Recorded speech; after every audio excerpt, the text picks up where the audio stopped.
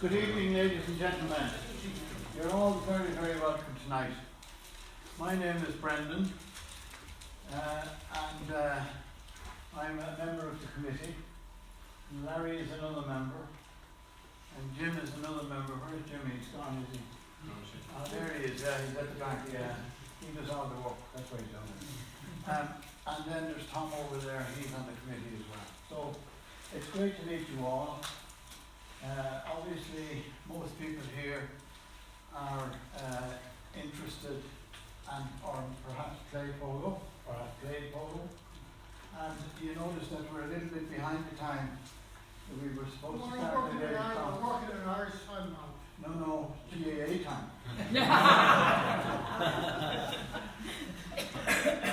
So there's an exit there.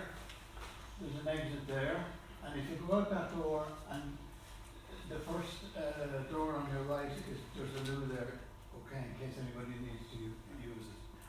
Now, I know nothing about polo, know nothing about the history of polo, except that I read somewhere that Kildare are the All-Ireland champions for 110 years. So we won something, right? But as I say, you're all very welcome.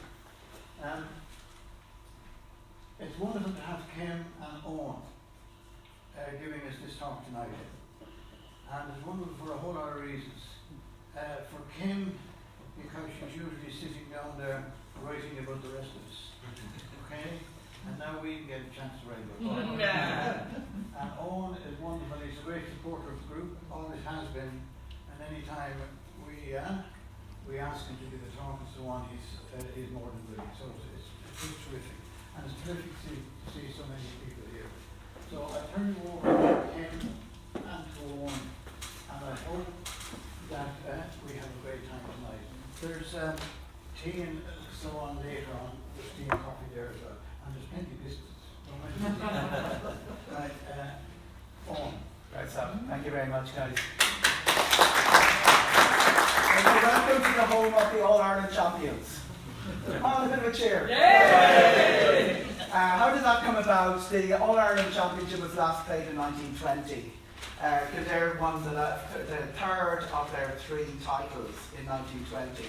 And it might sound a little bit obscure. Polo today is a bit of an obscure sport.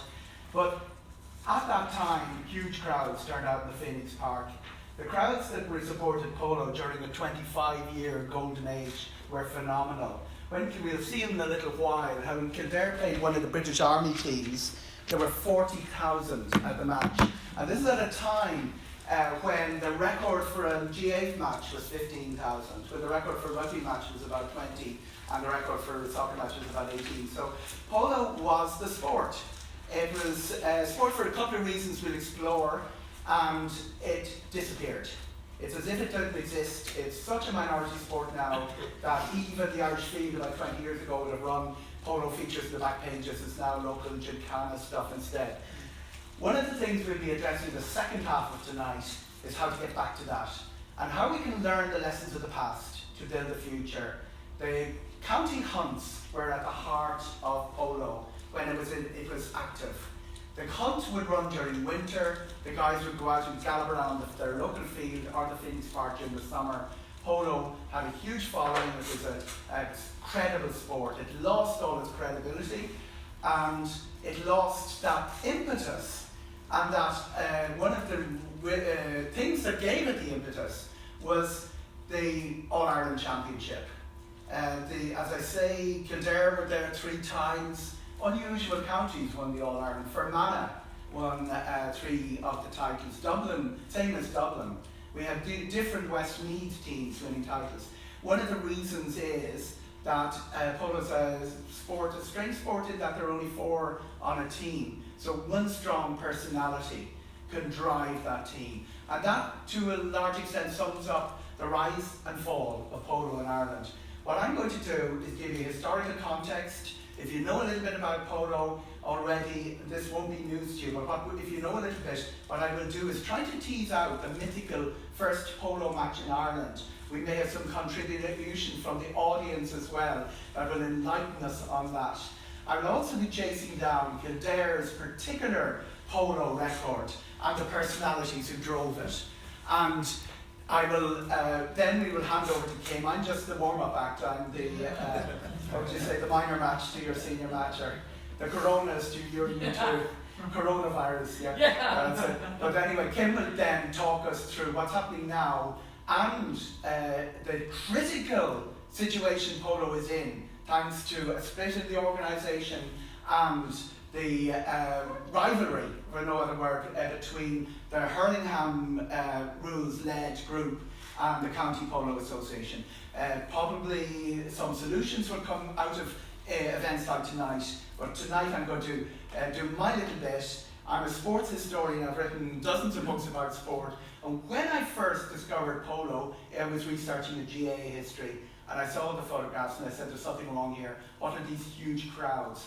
This is the statistics from the 1890s. Tip Galway was the hurling record, Rugby Ireland, Scotland, Soccer Ireland, England, Gaelic Football, Dublin, Tipperary, 1894, and polo had got 20,000 at their final. Now that shows the grip that polo got on the imagination of Dubliners. This is Thomas Francis Dale saying that a match in the 9 acres with enthusiastic, by no means uncritical crowd. The Irish people saw in polo a game after the road. And this is our glory. This is 1908, the silver medals in the Olympics. Ireland is number 2 in the world. We don't even have an international team.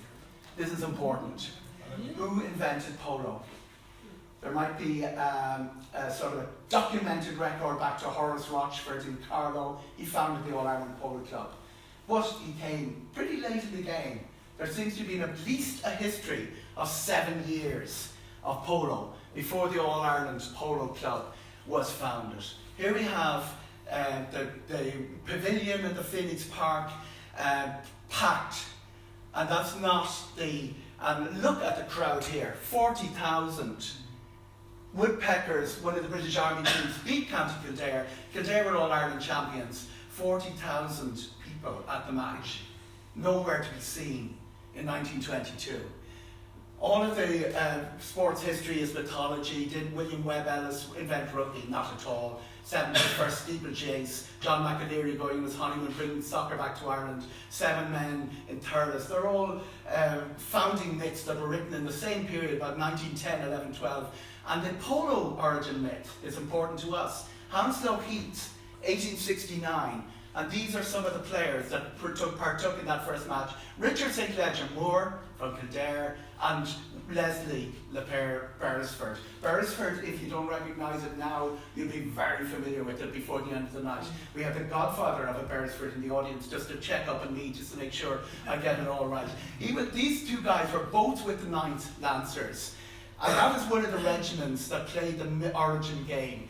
They had been in India for the Indian War of Independence. That's a propagandist print that appeared after 1857. And we know that this guy, Edward Hartrup, arrives in Ireland in 1866. He's supposed to have thought up that very first match between 2 regiments of Brits. 10th Hussars, 9th Lancers, both of them based in Ireland. One in Dublin, one in Dundalk.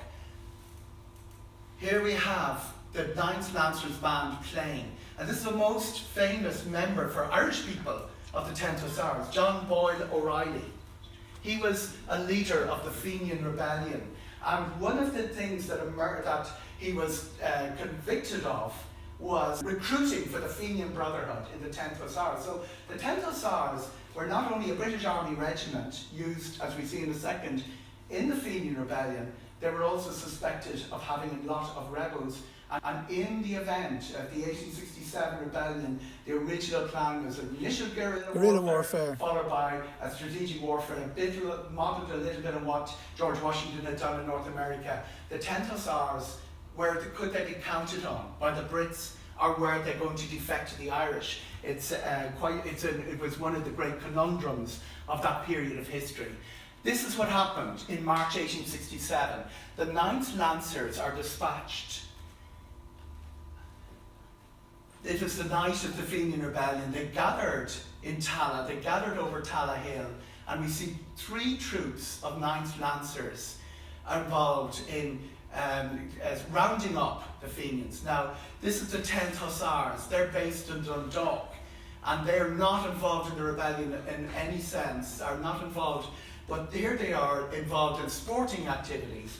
So we're tracking these guys, and both of them go to Hounslow in 1868, and 1869 is when, on Hounslow Heath, the 9th Lancers played the 10th Hussars in what's said to be the first polo match. The 10th Hussars were about to move to India. They were being moved out of Hounslow. The 9th Lancers were being moved into Hounslow.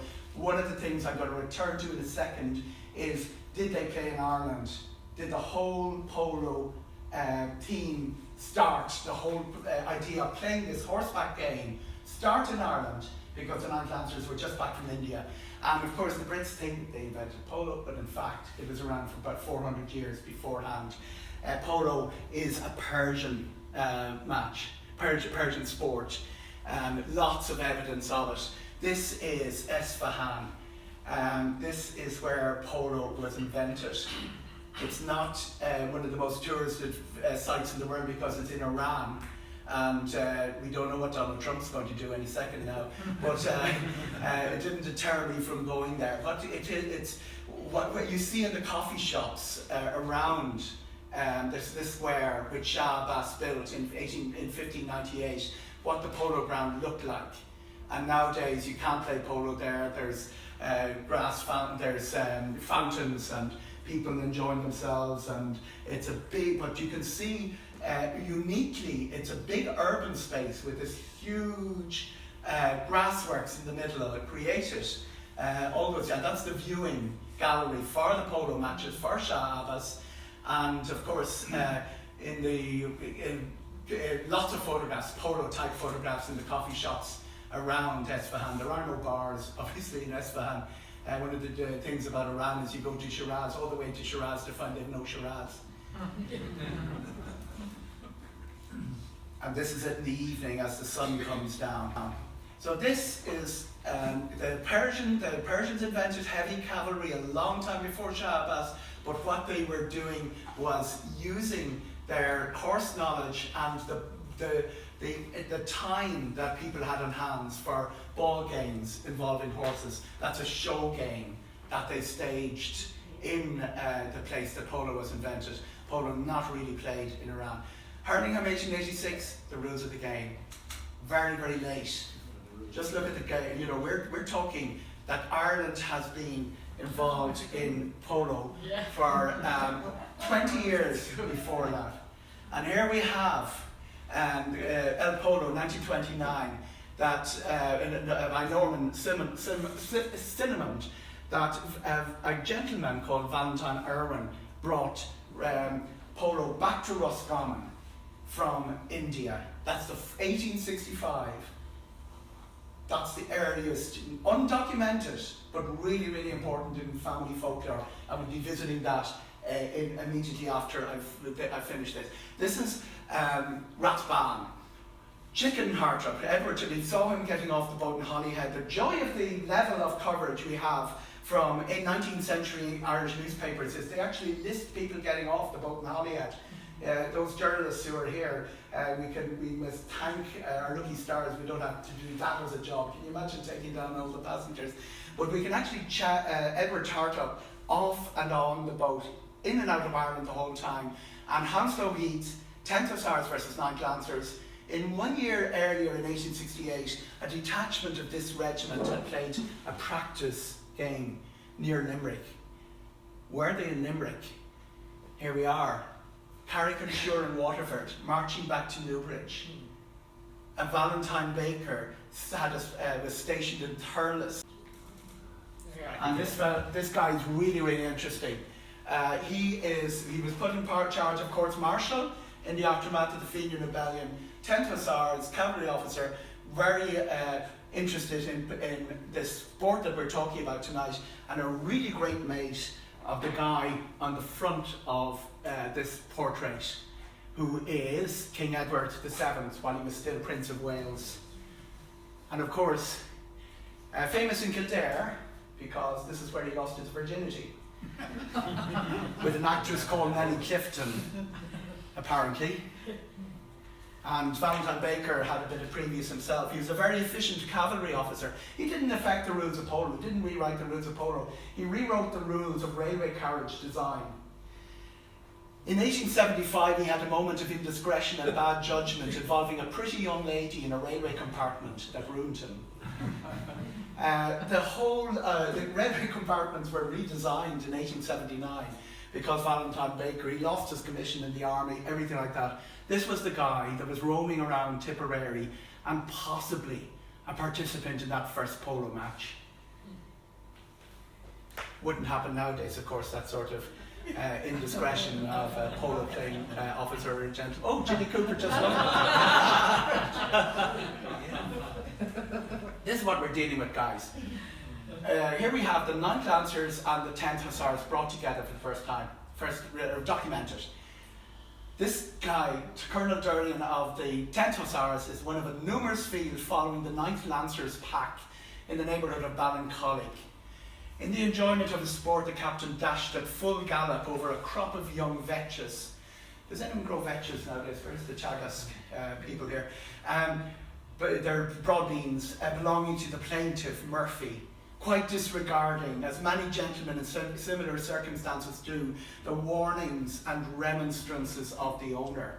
The sturdy peasant, however, he seized the captain's horse and, bringing him to a standstill, complained of the trespass and demanded his name, to which Captain Dorian gallantly replied, "You and your vetches be damned."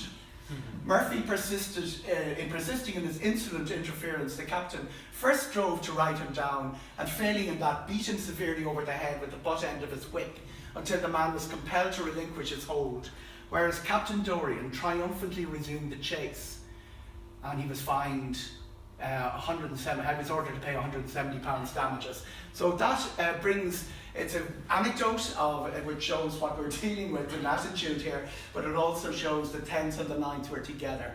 Okay, they finally have the foundation myth match in England in 1869 with an Irish connection. Bill Beresford, Richard St. Ledger Moore, park those two guys, we'll be coming back to them.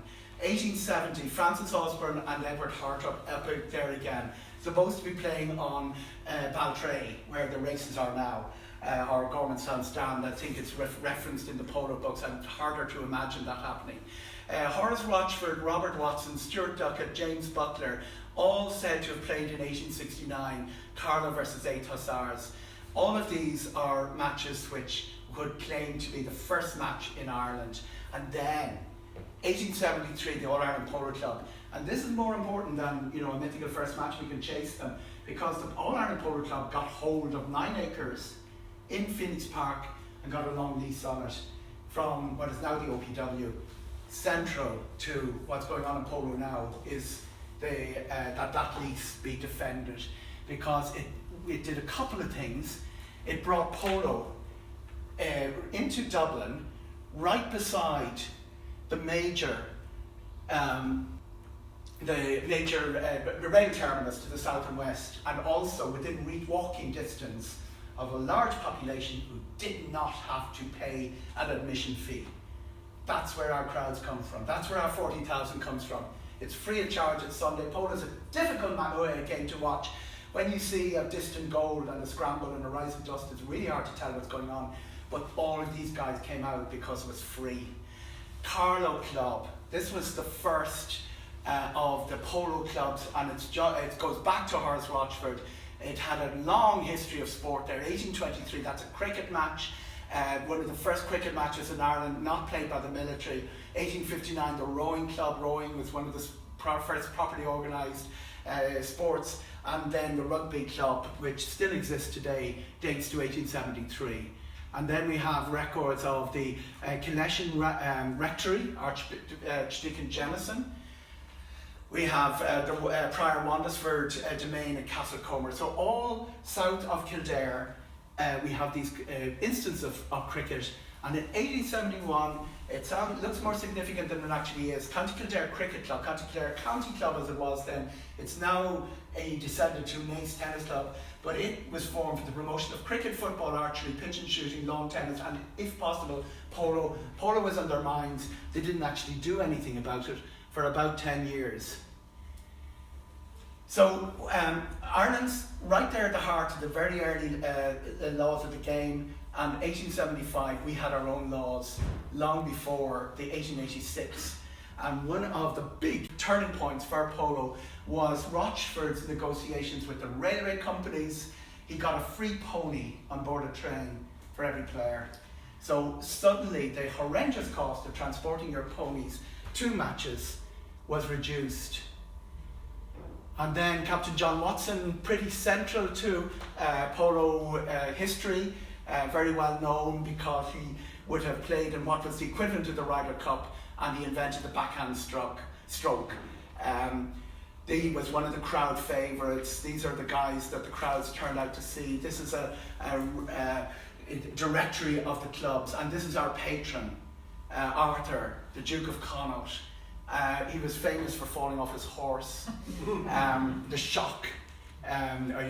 We just glossed over it there, but the whole match came to a halt when the Duke of Connaught falls off his horse, but he managed to get back up and for the good of mankind continue on. The Ireland Open, these are the winners of the Ireland Open, but our story really commences here in 1890 because the Irish County Championship starts. And it starts with the county clubs. This is one of the county club grounds. Ken took these photographs of Mullahey, and it's now played by hurling in Kilkenny, but it started off as a polo ground. Here we are in Kildare. The Kildare club is saying there's room enough in the grounds for polo, but they wanted to have them enclosed. Mr. de Burgh from Naas, and this is the guy who got it going.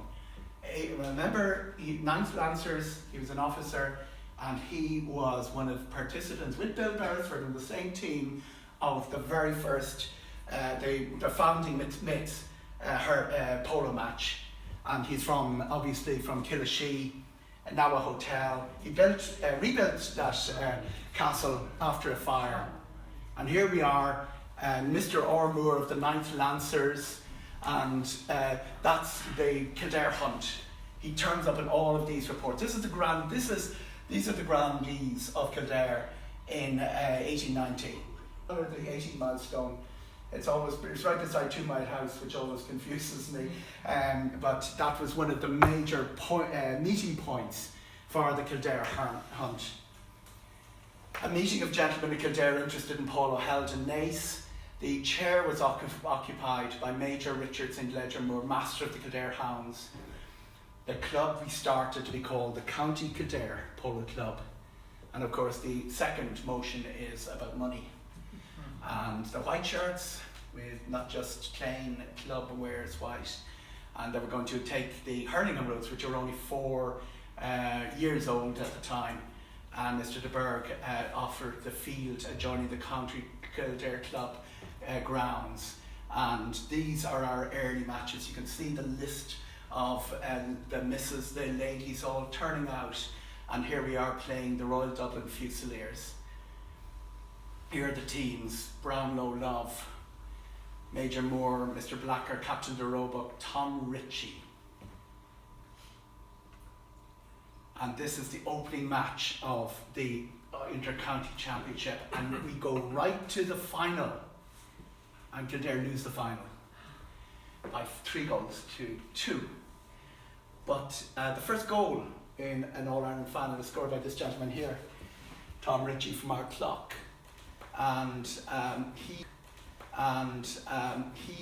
seems to have been, while the titled gentlemen were all around him, he seems to have been the one that really was a polo groupie, or a polo professional, be the equivalent of your Argentinians now, who are brought on to win the match and then sent off to the servants' entrance.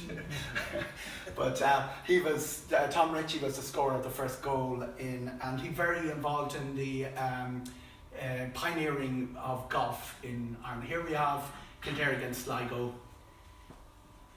The Irish County Club Union is the backbone of Irish polo. This is a historian, one of the first big historians of polo.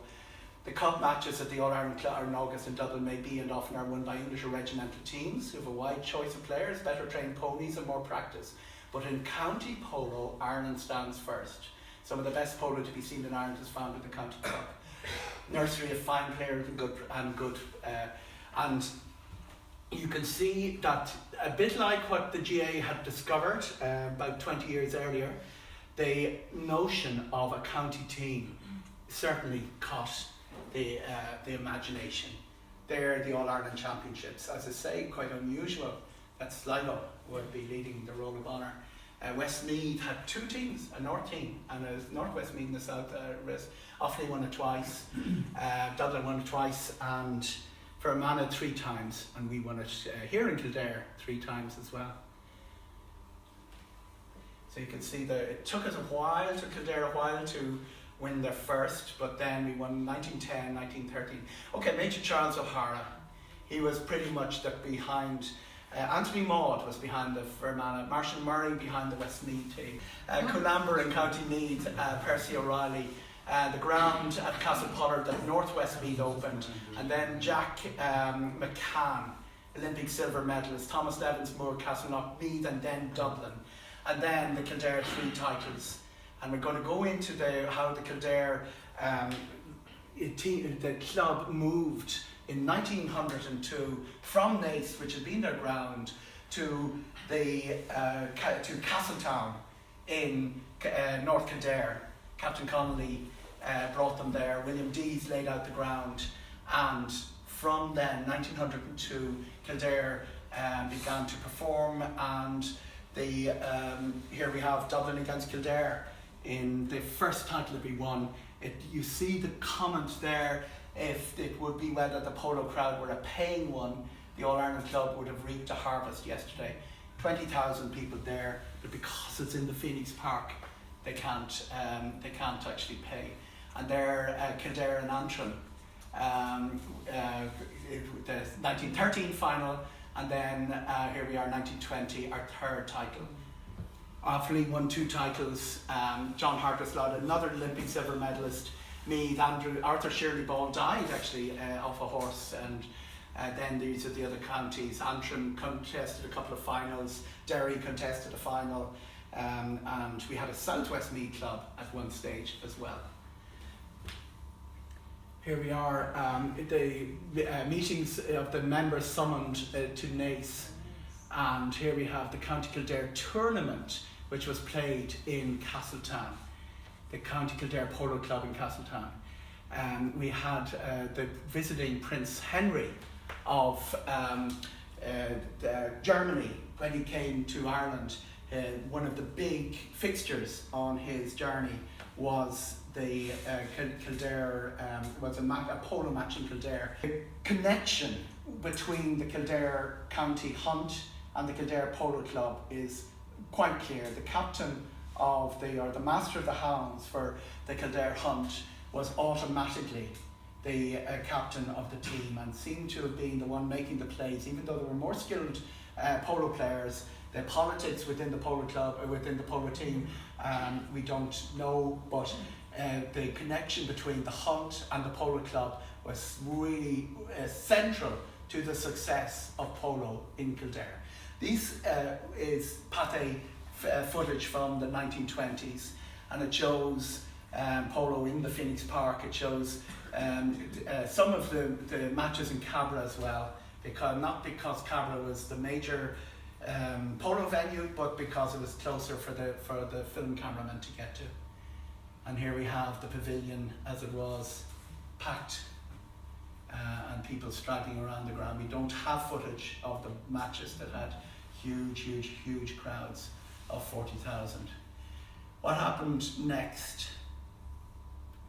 The impetus was lost completely in the First World War.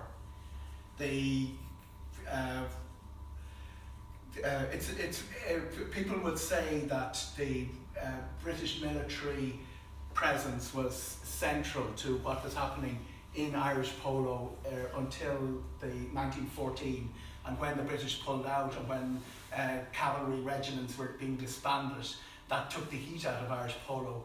But in reality, what we saw in those glorious 25 years was a dynamic between the county clubs and the hunters and the polo, the cavalry regiments. The regiments stopped playing as regiments from about the early 1900s on and started coming up with random names for groups of friends and things like that that might have taken some of the dynamic out of it. Hunting continued and the strength of the Irish horse industry continued, and while the British military polo collapsed, I'm not exactly sure. The terrible war, the sheer scale of the devastation among the Anglo-Irish officers and the Anglo-Irish community was, you need no introduction to it because it's been talked about over the last 10 years. But to give you an example, Richard St. Leger Moore's own son in Kildare would have been a casualty in the war. Anthony Maud would have been led that Fermanagh team that won 3 All-Irelands. He lost 3 sons and 27 cousins and nephews in the war, and he has a cup named after him, the Dublin Horse Show. So the impact of the war was disproportionate on the people that we're talking about here tonight. Devastation. Carlow, Meath and Waterford attempted to get back. Phoenix Park, more just about survived. We had a Patriotic Cup, by the way, that got big crowds right up to the mid-20s. And then, Ireland won 3 or 4 of these matches. They would get big crowds, Ireland against England. But, and that was probably the only major tournament to survive. There was a tour of the next generation: Charles Rourke, John Trail, Aidan Rourke, John Beresford, Jack Beresford. The 3 of those would be 10 gold players, and John Beresford was an 8 gold player. That's a strange handicap system they have in polo, which probably, this will be a personal opinion, hasn't helped the sport, because it sort of preserved a sort of a hierarchical structure within teams, which isn't healthy. But they all made their names outside of Ireland. And John Beresford would have played a lot in England, but would be associated with the game in Ireland. But he would have. Ireland was second in the world in 1908. We don't even participate. Guatemala qualified for the World Cup finals. We don't even participate. And that is something, and these are all like a dominoes, all these competitions came to an end. The Patriotic Cup revived in the 1930s. It turned then into a match between the All-Ireland Polo Club and Hurlingham. And even though we were getting crowds until the 1930s, the crowds had found something much more interesting to support. It's not that they went away. Here we are, 1919, the Dublin Horse Show, and it's sort of very showy, but it's still getting 21,000. But then something very dramatic happens. They introduced, the Friday was the dead day at the Dublin Horse Show, and in 1926 they decided to introduce an international jumping competition on the Friday. And the crowds that we used to see in the Phoenix Park for polo all descended on the RDS instead. This is the night of first of the Tim Healy, and that's the Indian gentleman is the Maharaj of Aswar, who was in the RDS as a sort of a guest of honour. There's W.T. Cosgrave. And we have William Wiley, the RDS man, right behind him. He was the prosecutor of the 1916 rebels, quite interesting career. A very good mate of Frederick Barton in Strafford House. He would have been in Strafford a lot. And here we have the vice regal box that was for the 1926 Aga Khan Cup.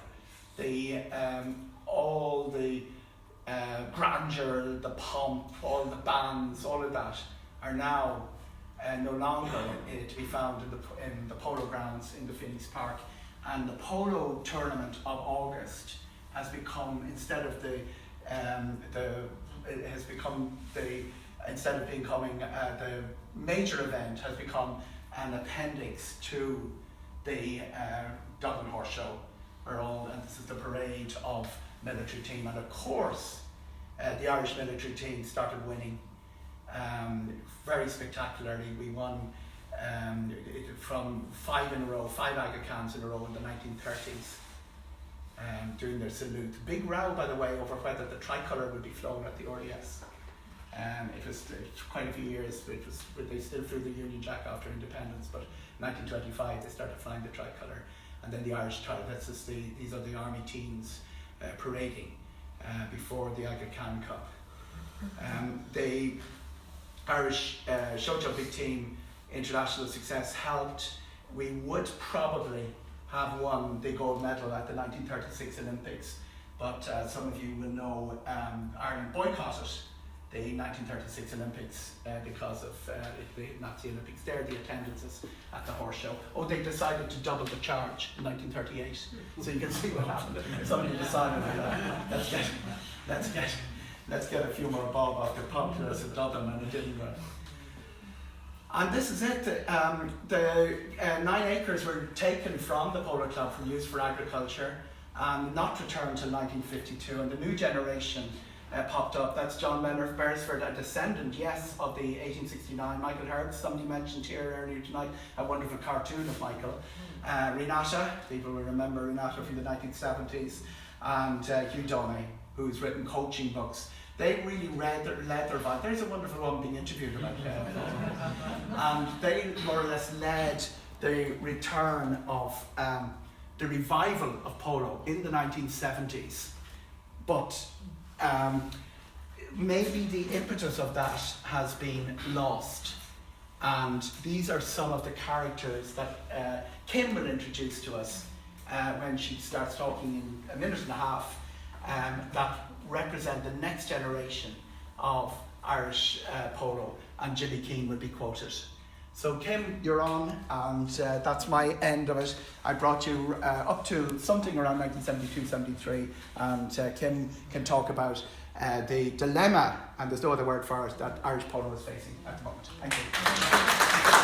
Like Eoghan said, the World Wars had a lot to do with what happened to polo. That's one of the things that had come up. The ground itself had been taken apart in Dublin and used for allotments. I think a lot of people know that. The Renaissance appears in the 1960s, and that included John de la Poor, Beresford, Lord Waterford, whose picture came up, Renata Coleman, Michael Eamon Herbst, and the late Major Hugh Donay, who is also known as the father of modern Irish polo. The Renaissance continued until the economic crash of 2008, but it wasn't looking good. The patronage system that had been, especially in the 1990s, where the teams had a corporate sponsor, and there could be, or not necessarily, it didn't matter, a connection to the captain of the team. And that disappeared with the crash completely. As in the horse racing sector, there is a silver lining though. The Irish polo players, mostly young and looking ahead to a future in professional polo, began to arrive, filling out the ranks of the Irish polo players, and that would be the Argentinian group. That did shift. It gave a big impetus to polo. It did shift away though, because the Argentinians wanted to win, and it got in the way of, the Irish players scoring their goals. The thing about Irish polo today is that the young players who are entering the sport are having to emigrate out of the country. There are skilled players, senior players, but due to, lifestyle change and some failing health, they're not there to help bring on the younger players. And one of them here tonight retired much too soon, I might add, and definitely been hearing that from me right along. Thank you. Yeah, not at all. And then, like I said, injuries would play a big part in why they for many polo players, especially the senior players, it's, if I can't play, I don't want to be there. Rather than passing on, there's very few who are passing on the skill. And we know about the English royal family. We saw Gilly Cooper's book come up, which I may add that the father of modern Irish polo is actually quoted in, right? And that really did a lot. Before that, it was the 1960s in England where it was huge, right? And she goes back to that time in the way that it reflects, there's Polo Valley basically in the Berkshire area, that it's, to this day, it's huge. And it's, you know, it's there all right. It's just getting it together. As far as Argentine players, they haven't all disappeared, which is a good thing because they're the only ones right now who are coaching on the field and helping to bring on young players before they emigrate and become part of the diaspora. Juan Ahern in Kilkenny is one of them. He's much in demand, well into his 40s. He makes an excellent coach on and off the field. The best example, though, is here in Kildare, and that's Alejo Tegel.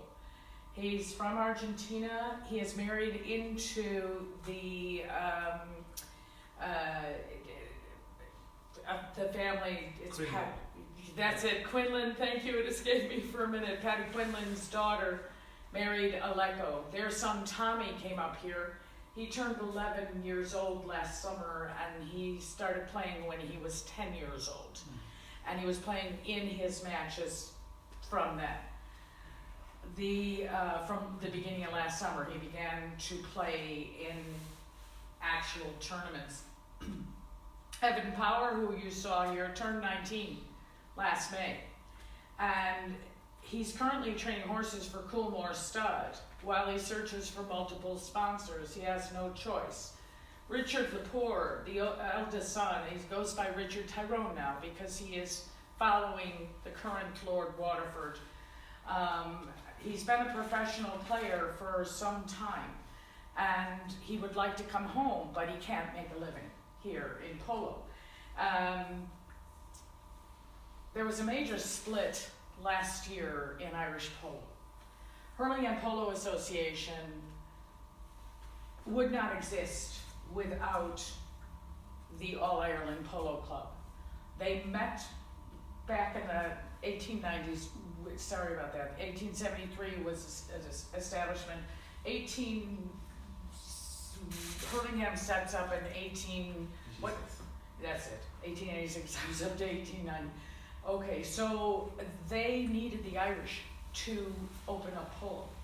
So it wouldn't exist. Hurling and Polo Association, the governor of European polo, particularly though in Ireland in this case, wouldn't exist if it wasn't for the Irish players that were named here. One of them being the O'Hara. He was a major, an honorary title. He was over there in Hurlingham to set up rules of agreement and a structure where the Irish would come over. What happened last year was, it had been building for a while. Hurlingham here was building a Brexit-ready plan, is what it came down to. And it was a really good idea. And it would help to keep polo going here, depending on the transport fees, to take the polo ponies out of the European Union. That's why it came into effect. What polo players here were facing was going to Northern Ireland and having a huge transport fee because they were carrying horses. That was why this came up. What Hurlingham Polo Association wanted was that even with separation from the EU, Ireland, who is remaining, was to follow Hurlingham rules. That wasn't going to happen for a few of the clubs. Now, out of 7, say 8 clubs, 3 of them left with this, okay, with this split that occurred because it was a point of being forced to decide in favor of Hurlingham Polo Association. This happened last winter. And it didn't go down well when they were told that they had to follow the rules that were coming from London and being applied here. Irish Country Polo, and Eoghan referenced that as that is the county clubs in present terms, was already there in the background, and it was firmly established last winter. 3 clubs basically left a meeting where they were being told they had to do it, and this is even in, the following numbers that were being seen in the Hurlingham clubs. What happened then was that Irish Country Polo had 66 new players by last May. And out of that, a league was formed, and it was played off. There were tournaments played off for these beginner players, and at the end, there was one team that won, and it was 4 women. And they were split from between Kildare and Wexford. While in Hurlingham Polo last year, there were mini beginner tournaments. That's what this league is about. And that was, there were maybe 12 players that they could pull together if they were lucky. So this all happened here in Kildare at Bishop's Land Polo Club, which is in Ballymore Eustace. This is where a renaissance is happening, and it's with Aleko Egzatego. And he took 66 beginners, some of them never on a horse, and took them through the summer in a program devised by a professor at Cork, lecturer at Cork IT, and it worked. And there's more people like that are needed to keep the sport going here. The other thing is what needs to be looked at is like what Evan Power is doing, and that's looking for sponsors. They have no choice. And it's not, obviously it wouldn't be easy. Jimmy Keane was referenced here earlier. He was former Master of Horse for the late Major Hugh Downey, and he's the grandfather of Evan Power. And he has said that Irish polo is dying. And these young people like Evan are asking why. He says the fault lies in its establishment past and unwillingness to let go of the glory days of supremacy when landowners ruled the country.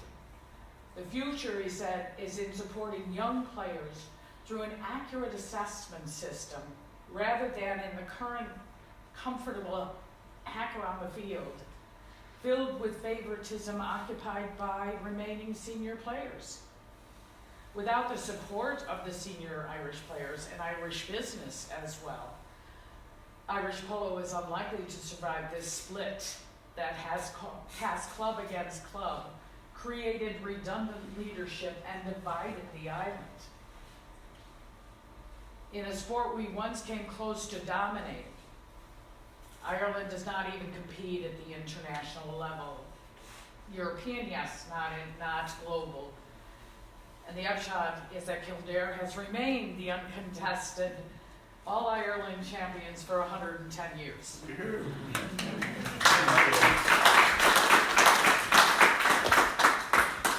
Before we hand back to our hosts, I want to bring in Valentine Irwin into the discussion here. I referenced the fact that we had a tea plantation manager from Antrim in India in 1858, who was a member of the very first polo club in the world. But Valentine Irwin has probably brought, probably held the first polo match outside of India in French Park, near French Park in Roscommon. Would you like to take up the story and tell the detail that I've left out there? Well, I don't have any details really, like all of you have had, because I haven't prepared anything.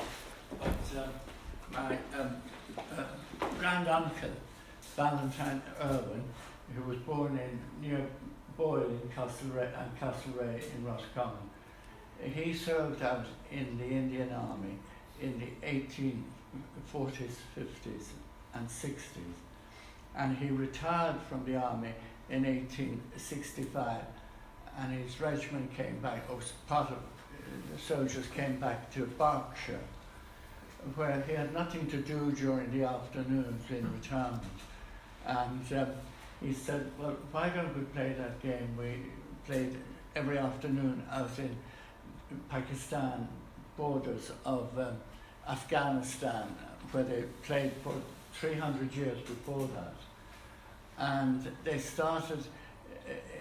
played the first match in England, in Berkshire, in one of the officers' lands there. I think it was 1865, but then he came home to Ireland, and he said, as I say, he came from Roscommon, and he said, let's start a game here in his own estate, which was called Rathmoyle, near French Park, and they played a team from Limerick, I think. Am I right in saying that? I wasn't aware of it, so yeah. we just... But they played the first game there, and then they played subsequently around in all these other county matches when it was established. Yeah. 10 years later, in 1875, they set up the first polo club in England, in Hurlingham, which we've heard about. But I'm sorry to hear there was sort of infighting within the Polish, the polo community, I said Polish, Yeah.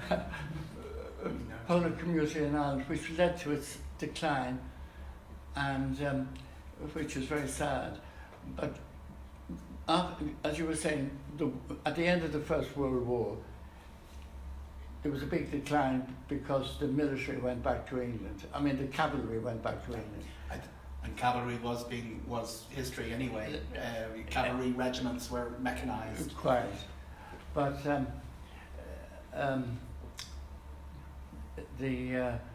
oh yes, and polo in Phoenix Park went down a bit. There weren't so much being played, but it was kept going partly due to cousins of mine, the Leonards, who you didn't mention, Hugh Leonard and Jack Leonard. Yeah. He was a director of the RDS, or on the committee of the RDS. And all during the war, he kept the Phoenix Park Club going. And he was very sad during the war when the pitch was dug up to grow potatoes. I think the new government didn't really want to support polo because it was a game of the previous regime. So it went down, and it was difficult to start after the war. In 1946, it was actually 1952 they got the ground back. Yeah. So even 6 years between 46 and 52, you still haven't got the. That's the, true. the It only barely got. It was lucky to get going at all. Yeah.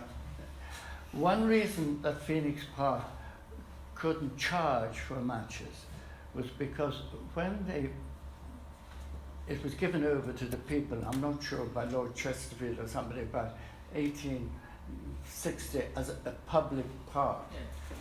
And the club were granted a bit of land there in Phoenix Park to have a polo club, and they wanted to fence it all off.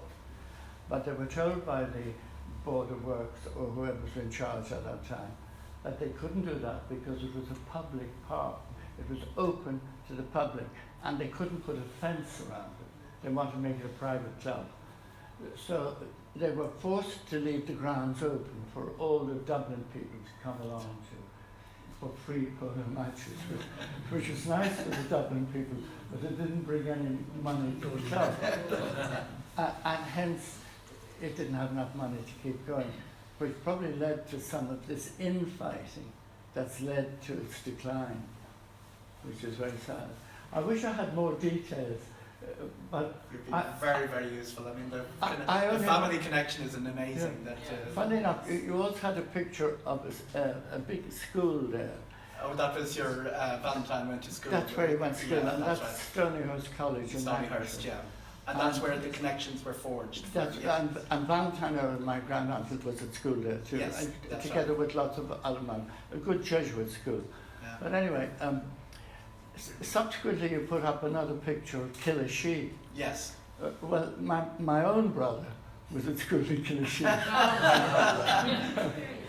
And you also mentioned the O'Reillys Yes. from Coolamba. Yeah. Um, Mercy. My grandmother was one of those O'Reillys from Coolamba. Okay. And they were associated with Powers whiskey, Okay. the O'Reillys. And you're a godfather too? Oh yeah, I forgot to mention that. The Beresfords, or Hugh Dorney, who keeps Polo going down in the Waterford area, you might have heard of it, has a brother called, twin brother called Peter. And Peter asked me to be godfather of his son, who's recently become a doctor and is practicing in England. But that's really all I know about Polo, I'm afraid. Not having prepared anything this evening. But Thank you so much.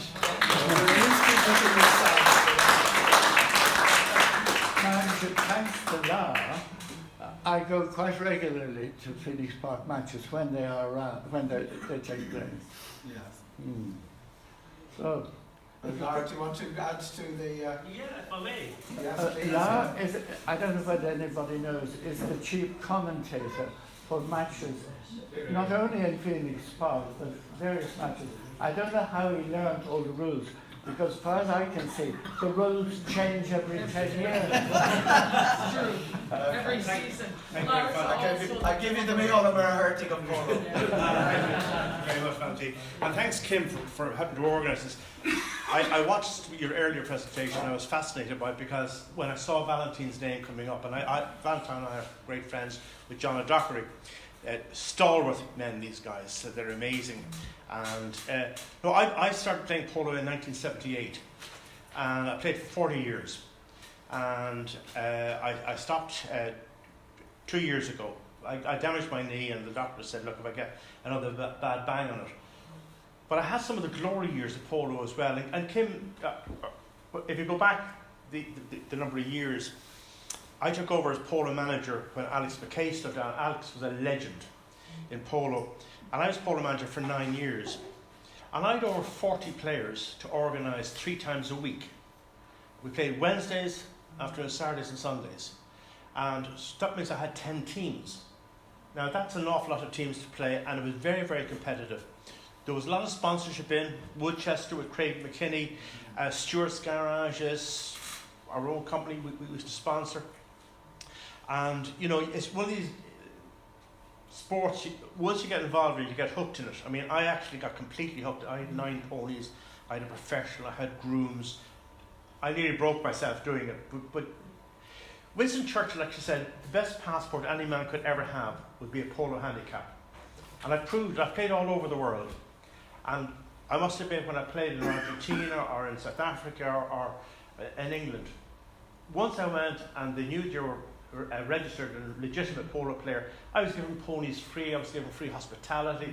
It was quite amazing, you know, the sort of the worldwide connection also, just because of polo. So I have seen the glory years. I'm very sorry to hear, and I wasn't aware about the split, because when I retired, because I'd commentated for so many years as well, I sort of pulled back. And as Valentin said, knowing the rules, when I commentated, people saying, "But Lara, how do you know what they're doing down there, 120 yards away from you down there? How can you tell who's doing what?" And I said, "Well, they don't always tell the truth." So that's my story, and thank you very much indeed. I would love a copy of what you've done, because there's some information in there, if I could go down and read it, it's absolutely amazing, and I can probably add to some of the stuff that you have to help you go further. Well, thank you very much indeed, and thanks for everything. The floor is open to polo and other observations. What about injuries? No more and no less than rugby. True, yeah. More extensive than hunting. Probably, yeah. I broke my back. Oh my goodness. Hunting or playing polo? I still continued playing polo because I used to wear the safety vest that was developed for the motorcyclists. And it's got airbags, 2 for my chest, 1 for my neck, 2 for my back, and 1 for my bum. And it connected to the saddle. And when I left a half a metre from the saddle, it inflated. Oh. So it's just like falling onto your bed. Yeah, people say, hey, Lara's getting a bit scared. Yes, I was. And but you know, one thing to be good to say is the way those ponies are looked after. I mean, the bandaging on the legs to protect their tendons. You know, the tails are bound up, the manes are being hogged, all to do with safety. It's actually very safety conscious. And you know, those ponies are royally looked after. And even today, my retired polo ponies, they were fed at 5 o'clock this evening. Right. And they're retired. But we still keep contact with them. How many ponies do you need if you're a player? You say you had 2 9. minimum. 2 minimum. You had 9. Because you change every 7 minutes of play. And what Kim did touch on it, the handicap system, you start off at -2 handicap, and then 2 minus 1, 0, and then 1 to 10.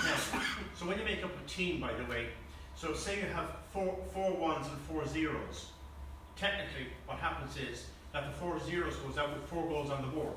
Yeah. So that's, and the handicap system works, you'd be surprised how tight a game can be if the handicaps are worked very well.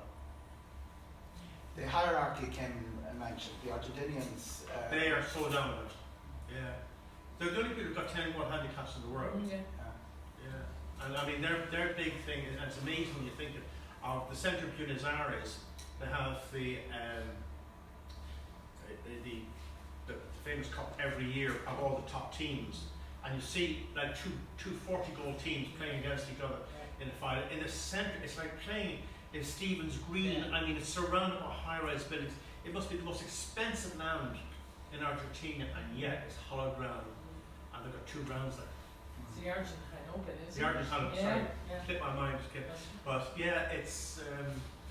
But in Argentina, you go along the road and you see children in 5 and 6 walking to school with a small polo stick walking, and they're bouncing a ball along at the end of the stick as if it was attached. Yeah. I'm lucky to hit it twice, you know. But these kids, they've got the eye for it, and this is where, you know, Kim was saying with the Lecco's son, you know, at 10, 11 coming on, they're going to have the eye. I started at 35, so, and I came in from hunting. That's my see. Okay, how are we going? We've got a thriving hunting culture in Ireland. We've got thriving show jumping, gymkhana culture. How are we going to get polo back to even the bottom level to start climbing back up? Coaches. We need the coaches. Aleco is doing that. Sorry, I went past that part. The Kildare hunt and the Wicklow Harriers and the South County Dublin hunt have been with Aleco in Ballymore Eustace for the last, this will be the 3rd year coming up.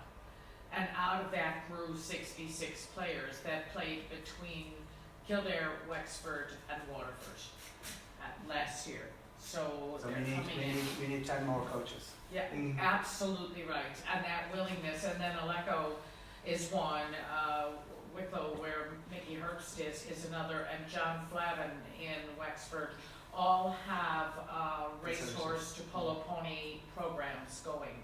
And we need that, but right now that's all voluntary too. And arena polo, is that the future? It's the only way I think it'll be able to, arena polo, we need, there It's is. a difficult one game to watch if you're. It is. Yeah. And you have to. I can imagine what it's like to comment. Commentary is very difficult in the arena. It's much easier on the big field. I know it's 300 yards by 160, but it gets exciting. Yeah. And I remember days we used to have the stand full of people, and you know, rooted for one side or the other. It was quite exciting to even commentate on. But that's gone. Just a question to the polo player. What constitutes a foul, or what would a foul be? Are you talking about the offside? You have to knock somebody off the horse before you've got a foul. No, that's considered a serious foul. That's, When you hit the ball, okay, you create a right of way. Now, another player cannot come in and cross you right away. They can come in alongside you and take the ball, or they can come in on the left side, push you out of the way and take it on the near side, which is what John Watson developed. So that's one of the rules. But crossing, if you're going like that at 35 mile an hour and a guy goes that way, you know, you're serious trouble. In fact, one of our members, wife of a very famous young businessman, she was T-boned up near the goal and she ended up paralysed from the neck down. And my own trainer was killed. He had an accident playing in Pakistan, I think it was in Kim. Yeah. And he ended up paralysed, lived in Kildare. So I've lost quite a few people that way over the years. Any such a thing as a red card? There is, technically there is. You really misbehave on the field, the umpire will send them off, and I've seen them do it. Yeah. Because temperatures get very high. So would a different colour ball rather than white, would that be an advantage? White is the one. The ball has changed, by the way. When I started, we used to play with the white ball, which was actually a machined willow root.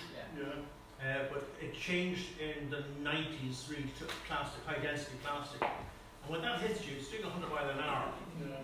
You really got to go back. The hurling people are talking about changing the ball, the colour of the ball, because it goes so fast. Yeah. So I wonder, would it be an advantage for Polo to have a different colour? I know that when I played on sand in Egypt, they had an orange ball. Yeah. It was the same ball, but just painted orange, that's what I which was easier to spot. Yeah, that's what I mean. But on the green, when you see the green and the white ball, you won't miss it. Okay. And the points actually will follow the ball as well. They learn. What would happen if it was a competition where somebody had to win and it was all square? How do you decide the game? You go for extra time. We only play 4 chuckers in Ireland. The chucker is 7 minutes of play, it's full play. So when the whistle goes, the clock stops. And that's what Kim and her son are experts at. They control the clock. If it's a draw and it's a serious match, there's a break of 5 minutes. And then both teams go out and the first goal wins And you get a match or something else, yeah. Yes, that's it. Yeah. Sorry, you mentioned there about ponies. Now, while the hunting people would say are well known, the Irish hunter class and all that, are the Argentinian ponies still the tops? Yes. Well, is that not expensive to purchase and bring them from Argentina? Is that a problem with Polo? That was one of the problems that we had. I'll just give you a simple example. An equitable table is an expert who used to buy Irish racehorses and convert them to polo, and he did a fantastic job. And in fact, there's some great financial success stories with the Leco. One he bought actually Tatus or something, eventually sold on, was valued at over $250,000.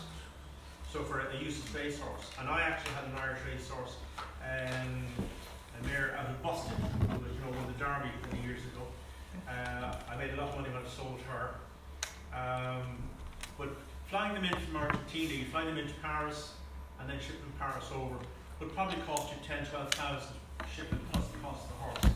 Whereas you could buy an X-race horse for 1,000. What's their average lifespan, you say, a top class pony? A top class go up to 16, 17 years of age. Yeah, they start at 4. Thanks. That's They used what. to have polo pony shows actually at the RDS, and in fact, over where the I forget which stand it is.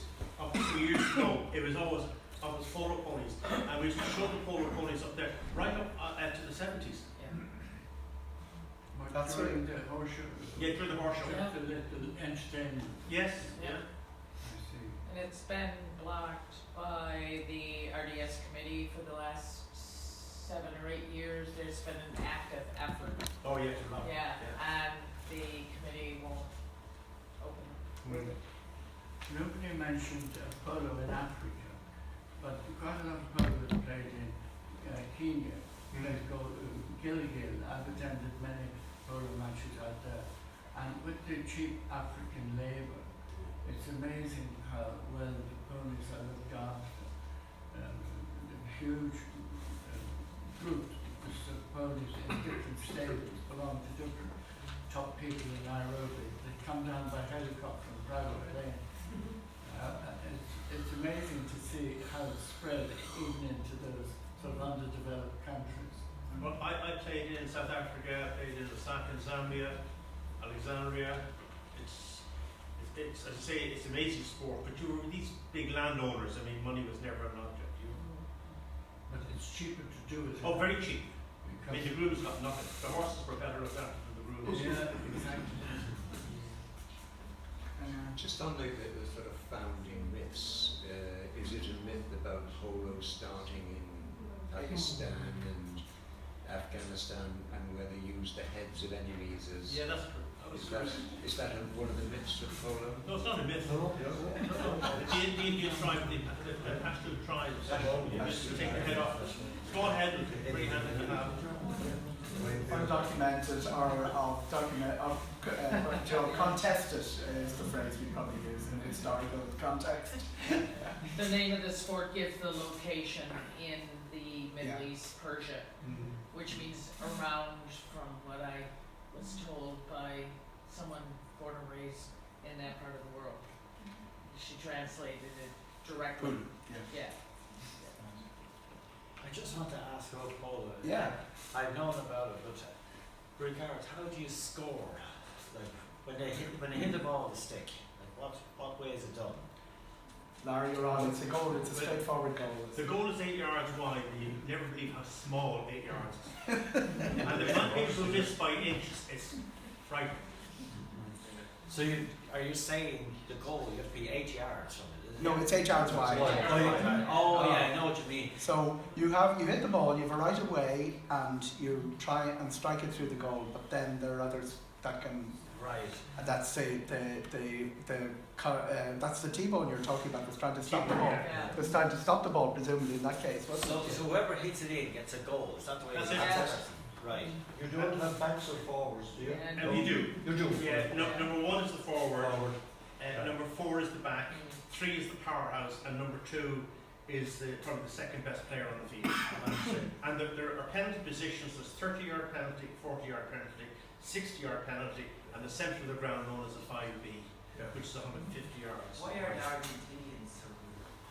They have so many horses because they're working cattle all the time, and they get this massive supply of horses. And, yeah, like the cowboys. That's what gauchos do. yeah, And how do you start? And how do you restart after getting a goal? Oh, you go back to the centre of the ground and you change the direction of play. So after every goal, because then if there's wind out, it makes it fair, or the sun could be in your eyes, whatever. So after every goal, you change position.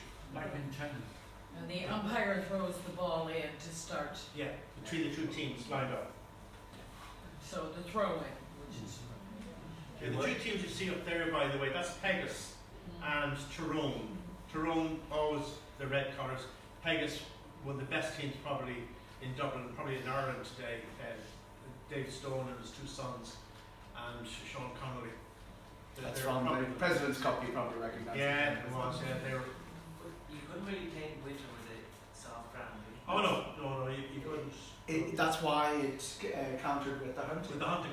Yeah. And that was the whole thing. The county clubs all over Ireland in the 1850s and 1860s hunted in winter, polo in summer. That was the plan, and it worked right up till First World War, and the whole thing fell Do you apart. mind me asking, is the umpire's decision final? Does he ever have any problem like this? yes. In other sports where the guy Yes. doesn't want to go off or starts arguing? We have a disciplinary committee which is always wrong. Yes. Umpire's decision is final, and the umpire is often, No, it just contrasts with say rugby union, the guy gets a yellow card, he That's walks right, off. yeah. Other sports, they challenge it, Oh, yeah. It's always a challenge. Yes. And one of the challenges is always like, don't stick us in the air, like that, like that. That's saying, oh, that's how I was told. Yeah. Clarification. How many actual teams are now in Kildare? There's a thought. Okay, in Kildare that are registered to Kildare, is that what? Yeah, registered or maybe have a base in the county. Yeah, okay, so if you took out of the 66 players that started, there are 50 active in Kildare at Ballymore Eustace, right? They're in Bunclody on Wednesdays. So they live in Kildare, Waterford and Wexford. So all three can claim, and then you have to look at, but their training, their main training has been in Kildare, no question. 50 players. You'd say now that 50 came through in the end. 66 stuck together because they were all listed, but 50 would have gone into the tournament. Right through. So, yeah. Another interesting thing is we never mentioned the royal family's connection with Polo. Prince Philip sort of got it going on Windsor Castle grounds shortly after the war when he married Queen Elizabeth. But then Prince Charles and Princess Anne, they're all very interested in it, and that's raised the tone of the game in England a lot and helped to keep it popular. Yeah, Lord Mountbatten wrote one of the best training books on polo. It was their handbook for so many years. And then Hugh Donny, who we mentioned, he was my trainer. He was absolutely marvellous. And he had Aberrasian, the guy I was telling you was killed. An amazing character, Hugh Donny, Major of the British Army. But what a trainer. So my horse is there just on the left. Really? Yeah. Those are Wicklow's horses there. Yeah, because I used to keep my horses in Wicklow and they would deliver them up to me because I didn't have the time to look after them myself. But did you say that the transport of the ponies to the various venues is very expensive, and especially if it crosses the Irish Sea to play in London? That must be a great setback. The cost of moving horses. If you want to play in Cirencester or in Smithsonian or something, you can say it's going to cost you at least 10,000 for the weekend, at least. It was probably, however it went up, or it's gone up since Brexit. And I know it hasn't impacted yet, but they're already not going. There might be veterinary controls as well now. Yes. There will be, yeah. But they were already, last year, we're talking about transport. That they were not going to play in the north even last year. And Because then you see you've got the cost of the horse box and the boat fare. I mean, Stena Line sponsors a lot of competitions and things at the RDS because they're making so much money out of it. That's true. The British horses coming over. But presumably the North problem is solved, the Czechs will be in the Irish Sea. But you still have to pay the ferry. No, but I mean from playing in Tyrone, playing in County Down is the big job in the north, isn't it? Yeah. And So the chairman of hurling is from the north of Ireland. Really? Yes. Stevie's still chairman. Steve, he's still, He's from Tankerley. Okay. Well, Ray and I were up in County Down. That's retrained. What time of the year would you play polo? The big tournament is summer. It's August. August core show week was always the biggest. Yeah, the biggest. And do you have a lot of supporters? Not really. I was thinking that because it's I not can tell you now, Clane hurling against Kyle Dove Junior B will get a big crowd. As I seen in your thing at the start, it used to draw 40,000. a big crowd, yes, until they all started going to GA. But the point I'm going to make is that the crowds for the horses were still there. It was just that the Aga Khan, it's sport is like that. Conor McGregor is in this year, and the cycling was the big thing in the 80s, and the crowds melted away. They will chase the nearest balloon. So it's in the summertime. So when do you start? When does the season start? May. You bring your ponies in after Patrick's Day. That was always the rule. May to say September. Yeah. September was the end of it. Yeah. And then hunting starts in October. You didn't mention Ashford and Ballyhenry. Do you know that? Ballyhenry is still going. Yeah. It's the summer ground for Wicklow. Yeah. Is that it? Yeah, the arena goes in the winter. I did do, which I had to put together firmly, but last summer for the OPW, I did a football count. And on the final day of a tournament, which would be 2 days, there would be, it's almost like, people went, look at the polos. So I wound up counting people on the railing on the Chesterfield Avenue side and the club for people walking in. And it turned out to be on a final day from June onward, 200 people on that last day of the tournament. So I have to put the numbers Are there together. chance the spectators Do you think? They were chance spectators. Yeah, but it was good. The reality is, with a little bit of publicity, you would actually get that to Yeah. 2,000. Yes. Without, it's such a curious sport. People will come out and look at it, but nobody has a notion that it's there. No, because they're only in the Irish field. Yeah, so I never hear of it when you hear of sport, like, so there's never anything on the radio. It's like golf, really. It reminds me of it. The polo golf analogy escapes me. Yeah. Okay, well, Polo, our chairman is calling us to polo order here. I remember being in the Phoenix Farm fairly often, and I really said it had to be the late 50s. Would that be right? Correct, yeah. Yeah, and I remember my father used to bring me, and we didn't know anything about polo, but we went in free of charge. Yeah. So it was great. It was very interesting. Thank you very much, Kim.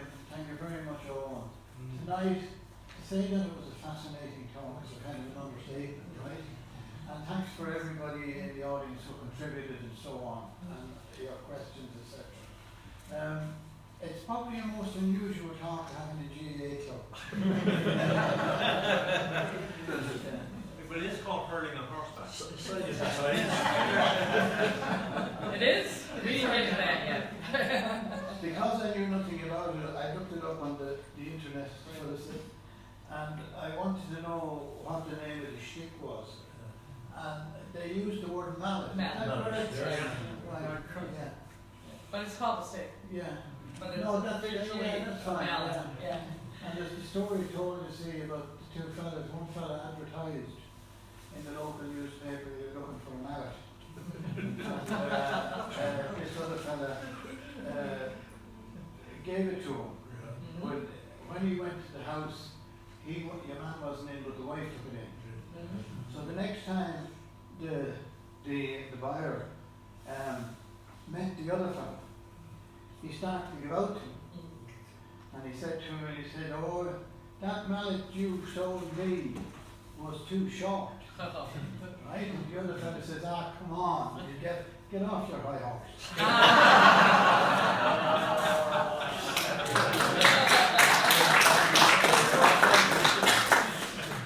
Now, so, Larry, would you like to tell us about Larry has a free offer. No, very briefly, I'd just like to add my thanks and congratulations to Eoghan and Kim. Fascinating talk, absolutely fascinating, yeah. No, I'm a member of the club, the history group here, as Ben said, but I'm also associated with the National Federation of Local History Societies, and we publish a journal every year. It's an actual publication, even though I do say so myself, but it's local history. It's not heavy local history, it's readable, and there's a bit of interest as well from what federations are doing around the country. So it's a very interesting read, it's very easy to read, and we'd like to offer a free copy to anyone in the audience who may not have already had some. We do give them out at some meetings, but this is just published quite recent. So we'd like to stick on the 8th show. There's one for everybody in the audience.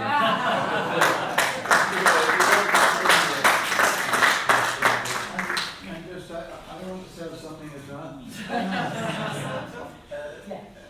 We in our group, we have our annual journal coming out in April. It's called Kushana. It's an Irish word associated with the hill coming up out of Clane on the College Road. And I want to thank Kim and Eoghan for they've written us a brilliant article on polo. So you're getting a lot of publicity, okay? And thanks a million because it's brilliant, okay? And when will that be coming out? We'll be launching it when I tell you the exact date now. What is that? On the 15th of April here, we'll be launching it. And the article, we're just waiting on one more article to complete the thing, right? But the polo article is excellent. Okay. Right. So with that, just to remind you that there's still tea over here if you want to put the tea in a chat, right? And our next talk is by this man over here, Henry Bowers, and it's on March the 11th. and it's about the Dailies of Jamaica and Galway, the Daly family of Jamaica and Galway. Okay? So with that, I'll bring the meeting to a close.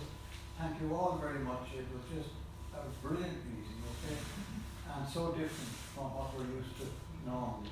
And I want to wish you a safe journey home and a good rest tonight. Thank you very much.